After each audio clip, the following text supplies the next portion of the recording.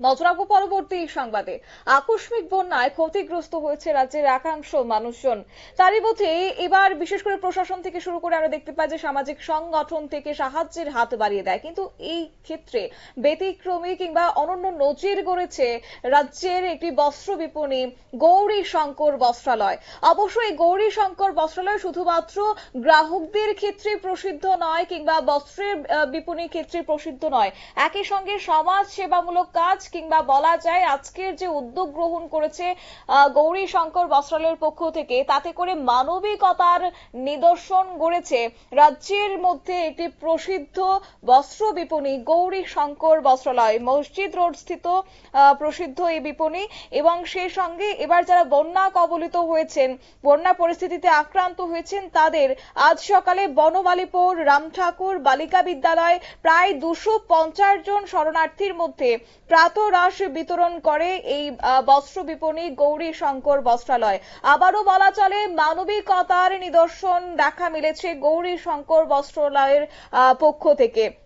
শুধু ব্যবসায়িক গণ্ডির মধ্যে সীমাবদ্ধ নয়, একই সঙ্গে তারা বিভিন্ন সমাজ সেবামূলক বিভিন্ন কর্মসূচিতে সারা বছর ধরেই মানুষের পাশে দাঁড়িয়ে থাকেন এই বস্ত্র বিপণী গৌরী শঙ্কর।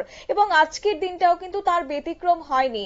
যারা বন্যায় কবলিত হয়ে ত্রাণ শিবিরগুলিতে আশ্রয় নিয়েছেন, তাদের 250 জন দুস্থ মানুষদের মধ্যে কিংবা বন্যা কবলিতদের মধ্যে এই তারা বিতরণ করেছেন প্রাতরাশ।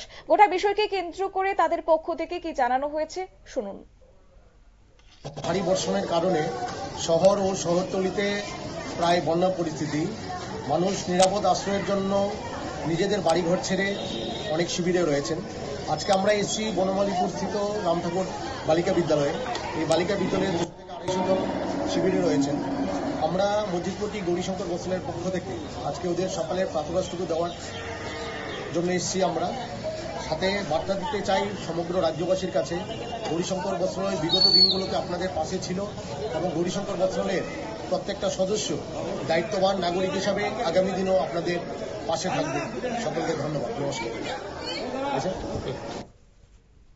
আপনারা শুনলেন গৌরী শঙ্কর বস্ত্রালয়ের তাদের পক্ষ থেকে বক্তব্য। এবং প্রত্যেক বছর সারা বছর ধরে কিন্তু শুধুমাত্র যে তারা গ্রাহকদের জন্য পরিষেবা দিয়ে থাকেন তা কিন্তু নয়, একই সঙ্গে বাড়তি পাওনা যেন সমাজ সেবামূলক কাজ, এবং তারা বিশ্বাস করেন যে মানুষের সেবাই হচ্ছে পরম ধর্ম। আর সেক্ষেত্রে এবার গৌরী শঙ্কর বস্ত্রালয়ের পক্ষ থেকে এই মানবিকতার নিদর্শন তারা সৃষ্টি করেছেন। বন্যার এই পরিস্থিতিতে দাঁড়িয়ে কিন্তু তারা চষে বেরিয়েছেন রাজ্যের বিভিন্ন জায়গা। আজকে তারা ছুটে গেছেন আজ সকালে বনমালীপুর রামঠাকুর বালিকা বিদ্যালয়ে, সেখানে 250 জনের মধ্যে প্রাতরাশ বিতরণ করেছেন। এবং ব্যবসায়ীর গণ্ডির মধ্যেই তারা সীমাবদ্ধ থাকছেন না, বরং আগামী দিনেও এই সমাজ সেবামূলক কাজ করে যাবেন গৌরী শঙ্কর বস্ত্রালয়ে। এবং আজকের এই কর্মসূচির মাধ্যমে ওনারা বার্তা দিতে চেয়েছেন যে মানুষের প্রয়োজনে সব সময় ওরা পাশে থাকবে। নিয়ে নিচ্ছি ছোট্ট একটি বিজ্ঞাপন বিরতি, সঙ্গে থাকুন।